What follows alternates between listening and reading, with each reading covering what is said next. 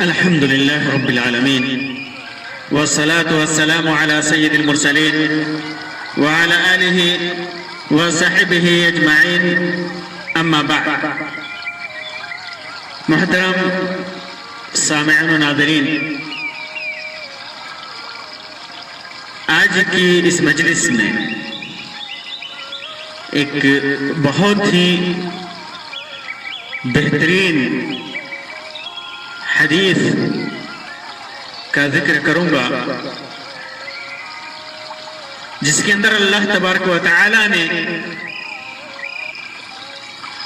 اپنی رحمت اور اپنی نعمت کا اظہار کیا ہے اور بندوں سے مطالبہ کیا ہے کہ ان چیزوں کا مطالبہ یا ان چیزوں کی مانگ بندے صرف اسی سے کریں، کیونکہ ان چیزوں کے دینے پر قادر صرف اور صرف وہی ہے، اور چند چیزوں سے اللہ تبارک و تعالی نے منع بھی فرمایا ہے. تو آئیے وہ روایت آپ کے سامنے رکھتے ہیں. اس کو ذکر کیا ہے امام مسلم نے اپنی صحیح کے اندر. ابو ذر غفاری رضی اللہ تعالی عنہ سے وہ روایت مروی ہے. وہ روایت ابو ذر رضی اللہ تعالیٰ عنہ بیان کرتے ہوئے کہتے ہیں کہ اللہ کے رسول صلی اللہ علیہ وسلم نے اپنے رب سے روایت کیا ہے، یعنی یہ روایت حدیث قدسی ہے، جو روایت اللہ کے رسول صلی اللہ علیہ وسلم اللہ تبارک و تعالیٰ سے بیان فرمائے. یہ حدیث قدسی جو قرآن مجید میں اللہ تبارک و تعالیٰ کا جو کلام ہے اس کے علاوہ ہوتا ہے، جسے اللہ کے رسول صلی اللہ علیہ وسلم اللہ رب العزت سے بیان فرماتے ہیں، جبکہ وہ چیز قرآن میں مطلوع نہیں ہوتی. وہ روایت، وہ حدیث قرآن مجید کے اندر مطلوع نہیں ہوتی، قرآن مجید کی آیتوں میں سے نہیں ہوتی، بلکہ اللہ کے رسول صلی اللہ علیہ وسلم قرآن کے علاوہ اپنے رب سے بیان فرماتے ہیں. فرماتے ہیں کہ اللہ تبارک و تعالی نے فرمایا، یا عبادی، اے میرے بندو، انی حرمت الظلم علی نفسی، میں نے خود کے اوپر ظلم کو حرام کر رکھا ہے. اللہ تبارک و تعالی کسی کے اوپر بھی ذرہ برابر ظلم نہیں کرتا. لیس بظلام للعبید، اپنے کسی بھی بندے کے اوپر اللہ رب العزت ظلم نہیں کرتا. ظلم اللہ کی صفت نہیں، ظلم اللہ کا طریقہ نہیں. اللہ تبارک و تعالی سراپا رحمت ہے، وہ رحیم ہے، وہ رحمان ہے. دنیا میں بھی آخرت میں بھی سب کے لیے اس کی رحمت ہے. اللہ تبارک و تعالی فرماتا ہے، اے میرے بندو، میں نے ظلم کو اپنے اوپر حرام کر رکھا ہے. وَجَعَلْتُهُ بَيْنَكُمْ مُحَرَّمًا، اور تم پر بھی آپس میں حرام کر رکھا ہے. تم لوگوں کے اوپر بھی ظلم کو حرام کر رکھا ہے. فَلَا تَظَالَمُوا، اس لیے ایک دوسرے پر ظلم مت کیا کرو. یہ ظلم بڑے گناہوں میں سے ہے، اتنا بڑے گناہوں میں سے ہے کہ اس ظلم کی سزا اللہ تبارک و تعالی ضرور دیتا ہے، چاہے دنیا میں دے یا آخرت میں دے. اگر کسی نے کسی کے اوپر ظلم کیا تو پھر اس ظلم کا بدلہ اللہ تبارک و تعالی ضرور دلاتا ہے. یہاں تک کہ اگر کسی سینگ والی بکری نے کسی بے سینگ والی بکری کو بھی مارا ہے، اس کے اوپر ظلم کیا ہے، تو پھر قیامت کے دن اللہ تبارک و تعالیٰ اس کا قصاص دلائے گا۔ تو یہ ظلم اللہ تبارک و تعالیٰ نے اپنے اوپر حرام کر رکھا ہے اور بندوں کے اوپر بھی حرام کر رکھا ہے، اور منع کیا بندوں کو کہ ایک دوسرے کے اوپر کسی بھی طرح کا، چاہے چھوٹا ہو بڑا ہو، کسی بھی طرح کا ظلم ہو، اللہ تبارک و تعالیٰ نے بندوں کے اوپر حرام کر رکھا ہے، اسے منع کر رکھا ہے۔ پھر آگے فرماتا ہے یا عبادی، اے میرے بندو، کلکم ضال الا من اہتدیتہ، تم سب گمراہ ہو، اے میرے بندو تم سب گمراہ ہو سوائے اس کے جسے میں نے ہدایت دی، جسے میں نے ہدایت دی وہی ہدایت یاب ہے، ورنہ سب کے سب گمراہ ہے۔ ہر انسان اگر یہ سمجھتا ہے، کوئی بھی انسان، کہ وہ ہدایت یاب ہے، خود سے سیدھے راستے پہ چل رہا ہے، تو یہ اس کے ہاتھ میں نہیں ہے۔ اللہ تبارک و تعالیٰ نے ہدایت دے رکھی ہے، ہدایت اللہ کے ہاتھ میں ہے، ضلالت اللہ تبارک و تعالیٰ کے قبضے قدرت میں ہے۔ جسے اللہ تبارک و تعالیٰ اپنی رحمت کے سائے میں جگہ دے، اپنی ہدایت سے نوازے، وہی ہدایت یاب ہو سکتا ہے۔ اسی وجہ سے فرمایا فاستہدونی اہدکم، چونکہ ہدایت کا مالک میں ہوں، ہدایت میرے ہاتھ میں ہے، ہدایت دینا میرے قبضے قدرت میں ہے، اس وجہ سے مجھ سے ہدایت طلب کرو۔ اسی وجہ سے ہر نماز میں ہر مسلمان کو اللہ تبارک و تعالیٰ نے حکم دیا ہے کہ وہ ہدایت طلب کرے۔ اہدنا الصراط المستقیم، اے اللہ ہمیں سیدھے راستے کی طرف رہنمائی فرما، ہمیں ہدایت دے، سیدھے راستے کی طرف لے چل۔ دنیا میں کوئی بھی اگر چاہے کہ وہ ہدایت کے راستے پر خود سے چل سکے تو ایسا نہیں ہو سکتا۔ ہدایت دینا اللہ تبارک و تعالیٰ کے ہاتھ میں ہے۔ اگر ہم چاہیں کہ کسی کو سیدھے راستے پہ لے آئے تو صرف ہماری کوشش ہو سکتی ہے، لیکن ہدایت دینا اللہ تبارک و تعالیٰ کے ہاتھ میں ہے۔ اسی وجہ سے جب اللہ کے رسول صلی اللہ علیہ وسلم نے اپنے محبوب چچا ابو طالب کو ہدایت کی طرف بلانا چاہا، بڑی کوشش کی، لیکن وہ ہدایت نہ پا سکے، تو اللہ تبارک و تعالیٰ نے فرمایا کہ آپ جسے ہدایت دینا چاہے ہدایت نہیں دے سکتے، لیکن اللہ تبارک و تعالیٰ جسے ہدایت دینا چاہے اسے ہی ہدایت دے سکتا ہے۔ تو اسی وجہ سے اللہ تبارک و تعالیٰ نے یہ حکم دیا کہ مجھ سے ہی ہدایت طلب کرو، مجھ سے ہی سیدھا راستہ طلب کرو، مجھ سے ہی ایمان کا مطالبہ کرو۔ اہدیکم، میں تجھے ہدایت دوں گا، میں تجھے سیدھے راستے پر لے جاؤں گا۔ اسی طرح فرمایا یا عبادی کلکم جائع، اے میرے بندو تم سب کے سب بھوکے ہو، تم سب کے سب بھوکے ہو، تمہارے پیٹ میں کچھ نہیں ہے، الا من اطعمتہ، سوائے اس کے جسے میں نے کھلایا ہے۔ کھلانے والا اللہ ہے، پلانے والا اللہ ہے۔ تو اے میرے بندو تم بھوکے ہو، تم اپنا پیٹ نہیں بھر سکتے، تمہارا پیٹ میں ہی بھر سکتا ہوں، میں ہی تجھے کھلا سکتا ہوں۔ جسے میں نے کھلایا ہے وہی کھایا ہوا ہے، ورنہ اس کا پیٹ خالی ہے۔ فاستطعمونی، جب تجھے یہ معلوم ہے کہ میں ہی کھلانے والا ہوں، میں ہی کھلاتا ہوں، میں ہی روزی دیتا ہوں، میں ہی پالنہار ہوں، میں ہی رب ہوں، فاستطعمونی، تو مجھ سے کھانا مانگو، مجھ سے ہی کھانا مانگو، رزق مجھ سے طلب کرو، میں رزاق ہوں، میں رازق ہوں، میں روزی دینے والا ہوں، مجھ سے رزق طلب کرو۔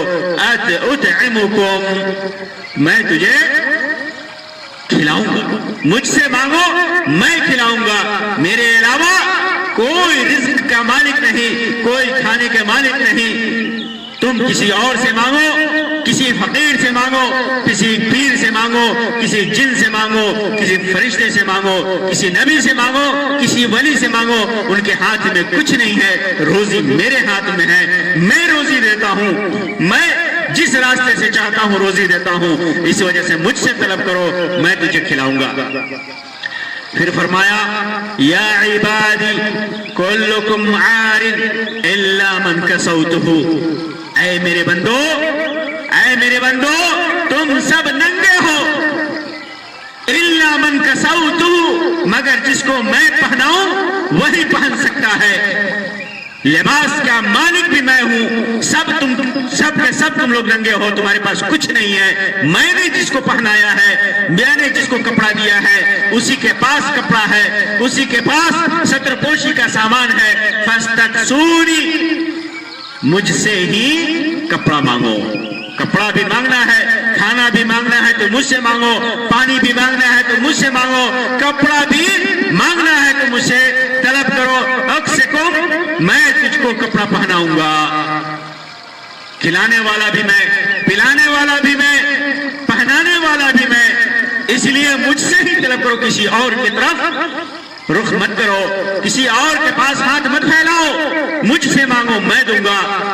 پھر آگے فرمایا یا عبادی، اے میرے بندو، انکم تخطئون باللیل والنہار، اے میرے بندو تم رات دن گناہ کرتے ہو، تم رات دن گناہ کرتے ہو، تخطئون باللیل والنہار، تم لوگ رات دن گناہ کرتے ہو، دن میں بھی کرتے ہو، رات میں بھی کرتے ہو۔ وَأَنَا أَغْفِرُ الذُّنُوبَ جَمِيعًا، لیکن میں غفار ہوں، میں سب گناہوں کو بخشتا ہوں، میں سارے گناہوں کو بخشتا ہوں۔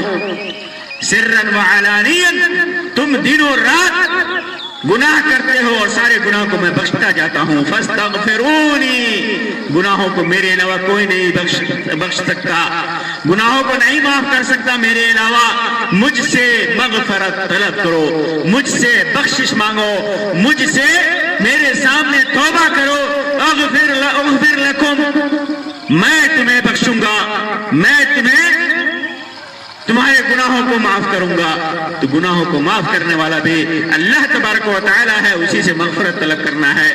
اسی وجہ سے اللہ کے رسول صلی اللہ علیہ وسلم دن میں 100 بار مغفرت طلب کیا کرتے تھے، اور اللہ تبارک و تعالیٰ نے مومنوں کو یہ تعلیم دی ہے کہ تم سب کے سب مل کر کے مجھ سے گناہوں کی مغفرت طلب کرو، میں مغفرت کروں گا، میں معاف کروں گا۔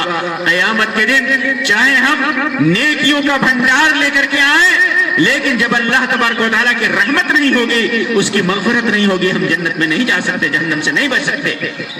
تو اس وجہ سے اللہ تبارک و تعالیٰ سے مغفرت طلب کرے، اور اللہ تبارک و تعالیٰ کا یہ وعدہ ہے کہ جب ہم اس سے مغفرت طلب کریں گے تو وہ ضرور معاف کرے گا۔ پھر اس کے بعد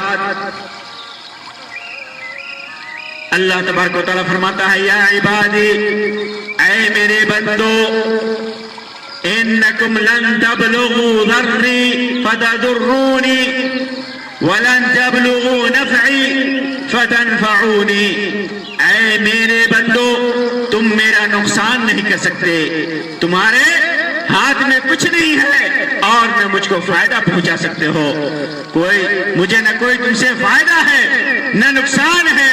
یا عبادی، اے میرے بندو، لو ان اولکم وآخرکم وانسکم وجنکم كانوا على اتقى قلب رجل واحد منکم ما زاد ذلك في ملک شیئا، اے میرے بندو، اگر تمہارے اگلے اور پچھلے، یعنی جتنے گزر چکے، جتنے آنے والے ہیں، آدمی بھی ہو، جنات بھی ہو، سارے جن و انس مل کر کے سب ایسے ہو جائیں جیسے تمہارا بڑا پرہیزگار شخص ایک بڑے پرہیزگار شخص کی طرح ہو جائے، تو میری سلطنت میں کچھ افزائش نہیں ہوگی، میری سلطنت میں کچھ اضافہ نہیں ہوگا، میری سلطنت بڑھے گی نہیں۔ میری سلطنت اتنی ہے کہ اگر سب مل کر کے، سارے انس و جن مل کر کے ایک شخص کے طرح پرہیزگار ہو جاؤ، ایک دم سب کے سب پرہیزگار ہو جاؤ، کوئی گناہگار نہیں ہے، سب کے سب متقی ہیں، پھر بھی میرے حکومت میں کوئی زیادتی نہیں ہوگی، کوئی اضافہ نہیں ہوگا۔ یا عبادی، پھر فرمایا ہے میرے بندو، لو ان اولکم وآخرکم وانسکم وجنکم كانوا على افجر قلب رجل واحد ما نقص ذلك من ملک شیئا۔ اے میرے بندو، اگر تمہارے اگلے اور پچھلے انسان اور جنات سب ایسے ہو جائے جیسے تمہارا بڑا بدکار شخص اس کی طرح ہو جائے، سب سے بڑا بدکار شخص کی طرح، تو میری سلطنت میں سے کچھ کم نہ ہوگا۔ میری حکومت، میری سلطنت، میری بادشاہت میں تمہارے نیک ہونے سے کوئی کمی نہیں واقع، کوئی اضافہ نہیں ہوگا، اور تمہارے برے ہونے سے بھی کوئی کمی واقع نہیں ہوگی۔ یہ اللہ تبارک و تعالیٰ کی حکومت ہے، اللہ تبارک و تعالیٰ کا حکم ہے، اللہ تبارک و تعالیٰ کی سلطنت ہے، جس کے اندر کسی کے نیک ہونے سے اضافہ نہیں ہوتا، کسی کے بدکار ہونے سے، برا ہونے سے کوئی کمی نہیں ہوتی۔ یا عبادی، اے میرے بندو، لو ان اولکم وآخرکم وانسکم وجنکم قاموا فی سعید واحد فسألونی فآتیت کل انسان مسألته ما نقص ذلك مما عندی اللہ کما ينقص المخیط اذا ادخل البحر۔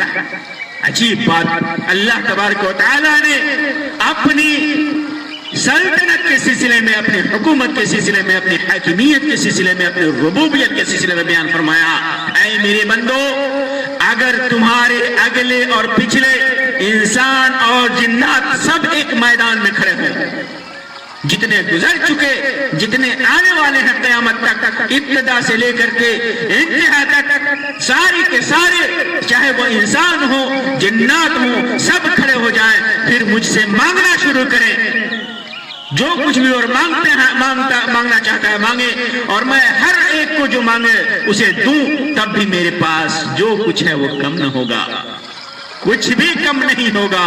میرے پاس، میری حکومت میں، میرے ہاتھ میں، میرے قبضے میں، میرے قدرت میں جتنا ہے، سارے انسان اور جنات ابتدا سے لے کر کے انتہا تک ایک میدان میں کھڑے ہو کر کے جو کچھ بھی مانگے، جتنا مانگنا چاہے مانگ لے۔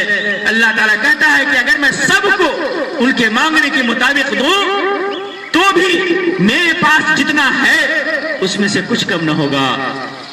کتنا کم ہوگا؟ جیسے کما ينقص المخيط اذا ادخل البحر، جیسے دریا میں، سمندر میں کوئی سوئی ڈالے اور اس کو نکالے، سوئی ڈبو کر کے دریا میں یا سمندر میں، تو دریا یا سمندر کا پانی جتنا کم ہو جاتا ہے اتنا بھی میرا خزانہ کم نہیں ہوگا، نہیں ہوگا۔ اس لیے کہ دریا کتنا ہی بڑا ہو آخر محدود ہے، اور میرا خزانہ بے انتہا ہے۔ اللہ تبارک و تعالیٰ کا خزانہ بے انتہا ہے، دریا تو محدود ہے، سمندر محدود ہے، چاہے جتنا بڑا ہو، لیکن اللہ کا خزانہ بے انتہا ہے، محدود نہیں ہے۔ جتنا لوگ مانگے اللہ تبارک و تعالیٰ دیتا جائے تو بھی اس کے خزانے میں کوئی کمی نہیں آئے ہوگی۔ پھر اس کے بعد فرمایا، یا عبادی انما ہی اعمالکم احصیہا لکم، اے میرے بندو، یہ تو تمہارے ہی اعمال ہیں جن کو تمہارے لیے میں شمار کرتا رہتا ہوں، اکٹھا کرتا رہتا ہوں، ثم اوفیکم ایہا، پھر قیامت کے دن تم کو ان اعمال کا پورا بدلہ دوں گا۔ جو کچھ بھی تم کرتے ہو یہ تمہارے ہیں، یہ تمہارے اعمال ہیں، نیک بد جو بھی اعمال تم انجام دیتے ہو، جو کچھ بھی کرتے ہو، اچھا کرتے ہو، برا کرتے ہو، بھلائی کرتے ہو، احسان کرتے ہو، ظلم کرتے ہو، یہ سب تمہارے اعمال ہیں، تمہارے حصے میں ہے، تمہارے لیے ہیں یہ۔ ان اعمال کا میں قیامت کے دن پورا بدلہ دوں گا۔ سو جو شخص فمن وجد خیرا فلیحمد اللہ، تو جو شخص بہتر بدلہ چاہے پائے تو اللہ کا شکر ادا کرے۔ اللہ کا شکر ادا کرے. دنیا میں بھی اگر میں بدلہ دیتا ہوں اچھے اعمال کا تو اللہ تبارک و تعالیٰ خیر دیتا ہوں, اچھائی دیتا ہوں, بھلائی دیتا ہوں, نعمت دیتا ہوں, رزق دیتا ہوں, صحت دیتا ہوں, جو کچھ بھی خیر ہے. بہتر بدلہ پائے کوئی آدمی تو اللہ کا شکر کرے. جو کچھ بھی انسان کرتا ہے اس کے مطابق اسے ملتا ہے. اور وَمَنْ وَجَدَ غَيْرَ ذَلِكَ فَلَا يَلُومَنَّ إِلَّا نَفْسَهُ. اور جو برا بدلہ پائے, اچھا نہیں پائے, اچھا پایا تو اس کی کمائی ہے, اللہ کا شکر ادا کرے کیونکہ اس کی کمائی بیکار نہیں گئی. جو کچھ بھی اس نے نیک عمل کیا وہ نیک عمل اس کا برباد نہیں ہوا. اور جو برا بدلہ پائے فلا یلومن الا نفسہ, تو اپنے کو ہی ملامت کرے, اپنے خود کو ملامت کرے. جو کچھ بھی برائی بھلائی کے علاوہ اس کو پہنچی ہے, جو برائی پہنچی ہے, جو تکلیف اور جو مصیبت پہنچی ہے, جو پریشانی لاحق ہوئی ہے, فلا یلومن الا نفسہ, وہ خود کو برا بھلا کہے, خود کو ملامت کرے کیونکہ اس نے جیسا کیا ویسا ہی پایا ہے. تو اس روایت کے اندر, اس حدیث قدسی کے اندر اللہ تبارک و تعالیٰ نے اپنے بندے کی محتاجی کا ذکر کیا اور اپنے کرم اور رحمت اور اپنے حکومت اور اپنی عطا کا ذکر کیا ہے.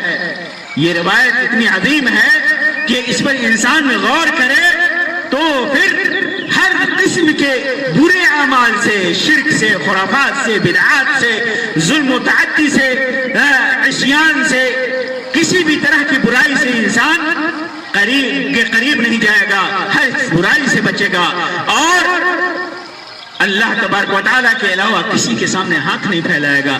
توحید اس کے دل میں رچ بس جائے گی. روایت میں آتا ہے کہ ابو ادریس خولانی جو اس حدیث کو روایت کرنے والے ہیں وہ سن 8 ہجری میں پیدا ہوئے, سن 80 ہجری میں ان کی وفات ہوئی تھی. بڑے تابعین میں سے تھے, کبار تابعین میں سے, جنہوں نے صحابہ کرام سے روایت کیا ہے, صحابہ کرام کی صحبت پائی ہے. اس حدیث کے راوی ہیں, واعظ تھے, فقیہ تھے, دمشق کے قاضی تھے. عبد الملک بن مروان کے زمانے میں ان کے والد صحابہ میں سے تھے. یہ ابو ادریس خولانی جب یہ حدیث بیان کرتے, دیکھیے ہمارے اسلاف کے دل میں کتنا خوف ہوتا تھا, نیکیوں کی کتنی چاہت ہوتی ہے تھی, برائیوں سے اتنا ڈر ہوتا تھا, اللہ کی عظمت دلوں میں ایسی بیٹھی ہوتی تھی کہ وہ ابو ادریس خولانی رحمت اللہ علیہ اس حدیث کو بیان کرتے. آپ غور کیجئے کہ کس طرح وہ اللہ کی عظمت کے سامنے اپنا سر جھکاتے تھے. کہتے ہیں کہ ابو ادریس خولانی جب یہ حدیث بیان کرتے تو اپنے گھٹنوں کے بل گر پڑتے. اللہ کی عظمت کے سامنے, اللہ کی عظمت کا تصور کر کے, اللہ تبارک و تعالیٰ کے حکم کے سامنے, حکم کو کا ڈر اس قدر ہوتا تھا, اللہ کی عظمت اس قدر ہوتی تھی, اللہ کا خوف اس قدر ہوتا تھا کہ جب ابو ادریس خولانی اس روایت کو بیان کرتے تو گھٹنوں کے بل گر پڑتے. اللہ تبارک و تعالیٰ سے دعا ہے کہ اللہ تبارک و تعالیٰ ہمیں اپنے نیک بندوں میں شامل فرمائے, ہر قسم کی برائی سے بچائے. اللہ تبارک و تعالیٰ ہمیں ایسے اعمال کرنے کی توفیق عطا فرمائے جس کا نتیجہ خیر ہی خیر ہو, ایسے اعمال سے بچائے جس کا نتیجہ شر ہو, جس کا بدلہ برا ہو. آمین یا رب العالمین. وآخر دعوانا ان الحمدللہ رب العالمین وصلی اللہ علی خیر خلقہ وسلم والسلام علیکم ورحمۃ اللہ وبرکاتہ. الحمدللہ رب